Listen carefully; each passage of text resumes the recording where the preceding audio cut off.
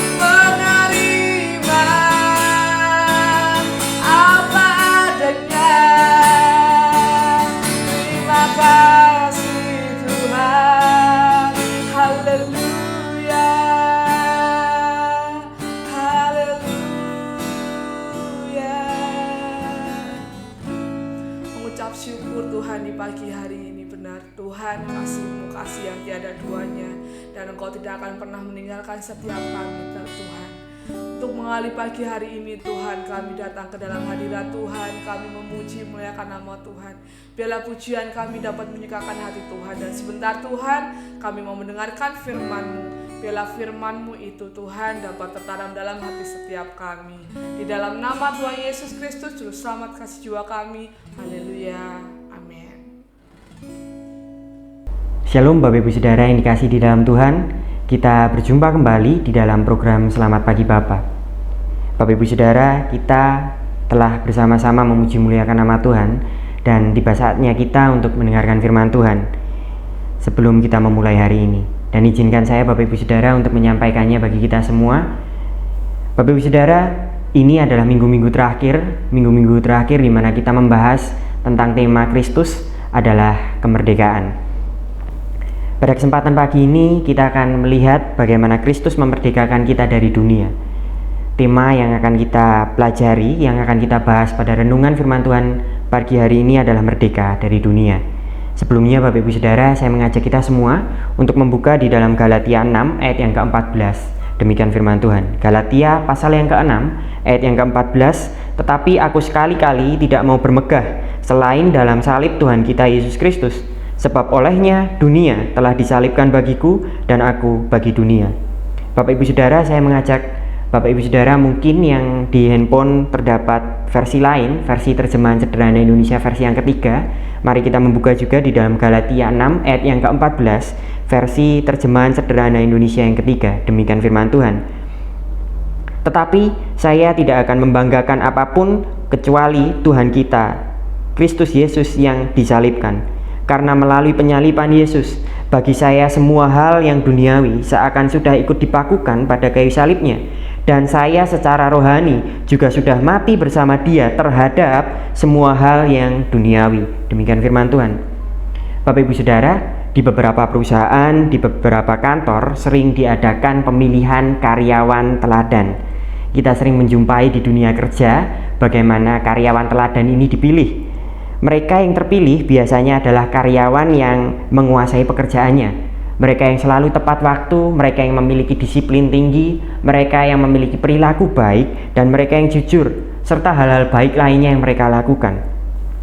Bapak Ibu Saudara, sadarkah kita bahwa karyawan teladan ini sebenarnya adalah cara bekerja karyawan yang sewajarnya?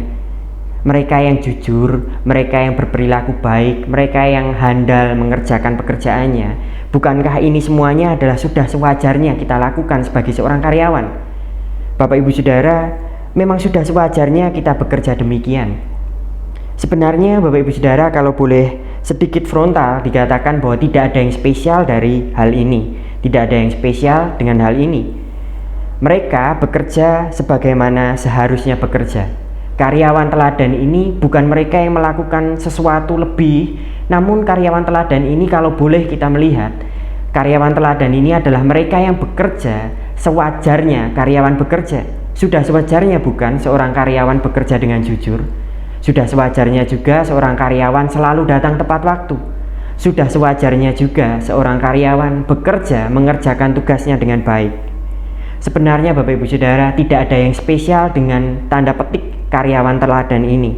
Mereka bekerja melakukan apa yang seharusnya mereka lakukan. Nah, di mana letak permasalahannya? Disinilah letak permasalahannya Bapak Ibu Saudara. Letak permasalahannya adalah banyak yang bekerja tidak sewajarnya. Kita sering menjumpai berapa banyak karyawan yang bekerja tidak sewajarnya, tidak seharusnya, tidak sebagaimana seharusnya mereka bekerja. Datang terlambat, tidak bekerja dengan baik, menipu, melakukan manipulasi data. Banyak dari karyawan-karyawan yang bekerja, banyak dari pekerja-pekerja yang bekerja tidak sewajarnya, tidak seperti seharusnya mereka bekerja. Nah, Bapak Ibu Saudara, bagaimana dengan kita para pengikut Kristus? Bagaimana dengan kita orang-orang percaya? Bagaimana dengan kita orang-orang Kristen? Sudahkah kita hidup sewajarnya? Sudahkah kita hidup sebagaimana mestinya, sebagaimana harusnya seorang pengikut Kristus hidup? Apakah kita sudah hidup sebagai orang Kristen? apakah kita sudah hidup sebagaimana orang Kristen seharusnya hidup? Galatia 6 ayat 14, ayat yang tadi di awal kita baca, menuliskan bahwa hidup orang Kristen seharusnya, sewajarnya merdeka dari dunia. Galatia 6 ayat ke-14 menuliskan bahwa hidup orang Kristen seharusnya merdeka dari dunia. Karena melalui salib Kristus, kita telah membaca tadi, karena melalui salib Kristus, hal duniawi sudah disalibkan bagi kita. Karena melalui salib Kristus ini juga, di dalam Kristus ini juga, kita sudah mati terhadap hal-hal yang duniawi. Ini Bapak Ibu Saudara, hidup yang seharusnya kita hidupi sebagai orang Kristen. Tidak lagi berpusat pada diri kita, tidak lagi berpusat pada hal-hal yang duniawi, tapi berpusat pada Kristus, atau dalam bahasa yang sering kita jumpai, serupa dengan Kristus. Rasul Paulus membahasakan dengan, di dalam salibnya dunia telah disalibkan bagiku dan aku bagi dunia. Ini hidup yang seharusnya, hidup yang sewajarnya setiap orang Kristen hidupi. Hidup yang tidak lagi berpusat pada dunia, tapi berpusat pada Kristus. Hidup yang serupa dengan Kristus. Bapak Ibu Saudara, hidup serupa dengan Kristus, hal ini bukan hanya kehidupan para rohaniwan. Hal ini bukan kehidupan yang hanya dikerjakan oleh orang-orang khusus, tapi hal ini adalah hidup yang sewajarnya dihidupi, hidup yang seharusnya dihidupi oleh setiap kita orang percaya. Kita bebas dari dunia dan kita berpusat pada Kristus. Bukan hanya pendeta, bukan hanya majelis atau para rohaniwan lainnya. Kita sebagai orang percaya, semuanya tanpa terkecuali seharusnya hidup demikian. Tidak lagi tertarik pada dunia, tapi tertarik pada Kristus. Tidak lagi seperti dunia, tapi seperti Kristus. Ini yang seharusnya kita hidupi. Bapak Ibu Saudara, tidak ada lagi pemisah antara rohaniwan dan awam. Karena di dalam Kristus, sadarkah bahwa kita semua adalah rohaniwan-rohaniwan yang melayani Kristus, yang melayani Allah Bapa lewat kehidupan kita sehari-hari. Jadi Bapak Ibu Saudara, tidak ada alasan lagi bagi kita untuk mengatakan bahwa orang-orang yang hidup suci hanya orang-orang rohaniwan. Orang-orang yang serupa dengan Kristus hanya pendeta saja. Kita sebagai jemaat yang biasa tidak perlu hidup seperti itu. Bukan seperti ini Bapak Ibu Saudara. Hidup sama seperti Kristus adalah hidup yang sewajarnya, hidup yang sepantasnya, hidup yang seharusnya kita hidupi. Karena kita telah dimerdekakan dari dunia. Karena salib Kristus telah memerdekakan kita dari dunia, sehingga kita terpisah dari dunia dan kita hanya berpusat, kita serupa dengan Kristus. Ini hidup yang seharusnya setiap kita orang Kristen tanpa memandang profesi kita hidupi. Bukan berarti kita kebal terhadap dosa Bapak Ibu Saudara. Bukan berarti kita kebal terhadap dosa. Orang Kristen dapat jatuh dalam dosa. Orang Kristen masih memiliki kemungkinan untuk jatuh dalam dosa. Tapi inilah pembedanya Bapak Ibu Saudara. Orang percaya tidak akan pernah menikmati dosa. Ini dua hal yang berbeda. Jatuh dalam dosa dan menikmati dosa adalah dua hal yang berbeda.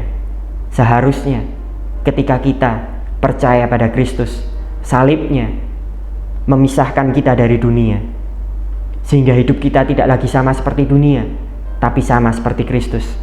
Ini adalah hidup yang seharusnya kita hidupi. Bapak Ibu Saudara, sudahkah kita bermegah dalam Kristus yang telah memerdekakan kita? Sudahkah kita mati terhadap hal-hal yang duniawi dan serupa dengan Kristus? Sudahkah kita mati terhadap hal-hal yang duniawi? Sudahkah hal-hal yang duniawi ini tidak lagi menarik di hadapan kita? Sudahkah kita tidak lagi menikmati hal-hal yang duniawi ini? Sudahkah kita serupa dengan Kristus? Sudahkah kita menikmati Kristus? Bapak Ibu Saudara, satu hal yang perlu diingat, bahwa merdeka dari dunia serupa dengan Kristus ini bukan hanya kehidupan para rohaniwan. Ini bukan hanya kehidupan para pendeta. Ini bukan hanya kehidupan para majelis. Ini bukan kehidupan para rohaniwan. Ini kehidupan yang sewajarnya bagi setiap orang percaya. Setiap kita tanpa memandang profesi kita seharusnya hidup demikianlah. yang kita hidupi, hidup serupa dengan Kristus, hidup yang sudah merdeka dari dunia. Ingat Bapak Ibu Saudara, kita semua adalah seorang rohaniwan yang melayani Allah lewat kehidupan kita sehari-hari, sehingga tidak ada pembeda lagi antara rohaniwan dan awam. Kita semua sama-sama membutuhkan kasih karunia.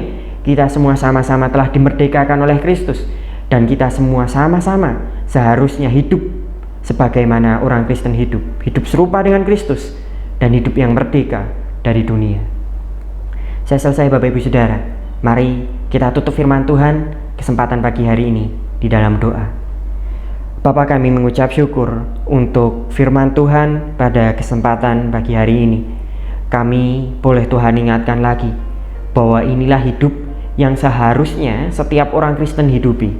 Hidup serupa dengan Kristus dan hidup yang tidak lagi tertarik, hidup yang tidak lagi menghamba, hidup yang tidak lagi diperbudak oleh dunia. Karena salib Kristus telah membebaskan kita dari dunia, sehingga kita dimampukan untuk hidup serupa dengan Kristus. Ini bukan hidup para rohaniwan, ini hidup setiap orang Kristen yang seharusnya hidupi. Hidup yang menjauhi dosa, hidup yang tidak lagi tertarik pada dosa, namun tertarik pada Kristus, berpusat pada Kristus, dan sama seperti Kristus. Bapa, kami sadar di dalam hidup kami di dunia ini kami penuh kelemahan, kami penuh dengan keterbatasan. Oleh karena itu kami perlu roh Tuhan, kami perlu Roh Kudus untuk mengingatkan kami bahwa Kristus telah memerdekakan kami, dan untuk mengingatkan kami bagaimana hidup yang seharusnya kita hidupi sebagai setiap orang percaya hidup yang serupa dengan Kristus dan hidup yang tidak sama dengan dunia. Bahwa kami telah dimerdekakan dari dunia, tidak lagi berpusat pada diri kami sendiri, tidak lagi berpusat pada dunia, tapi berpusat pada Kristus. Terima kasih Bapa, firman-Mu pagi ini mengingatkan kami, membimbing kami, menegur kami, menuntun kami, memelihara kami tetap tinggal dalam kemerdekaannya Tuhan, tetap tinggal dalam kebenarannya Tuhan. Biarlah Tuhan yang menggerakkan kemauan dan kemampuan dalam setiap kami untuk hidup sebagaimana kami hidup. Dan Bapa, ingatkan kami bahwa tidak satu pun ada yang layak untuk dibanggakan kecuali Kristus, karena Kristus telah yang memampukan kami. Terima kasih Bapa, kami siap menjalani hari ini di dalam nama Allah Bapa, Kristus Yesus dan Roh Kudus. Amin. Kita akan bersama-sama menaikkan pokok-pokok doa sesuai dengan daftar yang tercantum di layar.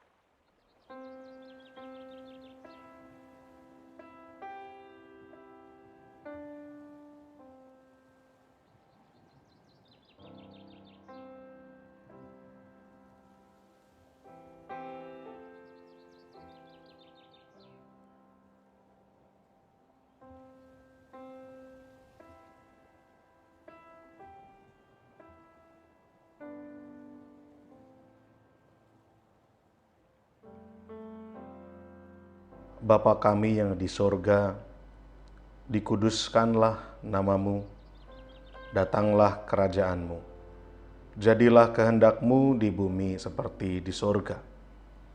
Berikanlah kami pada hari ini makanan kami yang secukupnya, dan ampunilah kami akan kesalahan kami, seperti kami juga mengampuni orang yang bersalah kepada kami.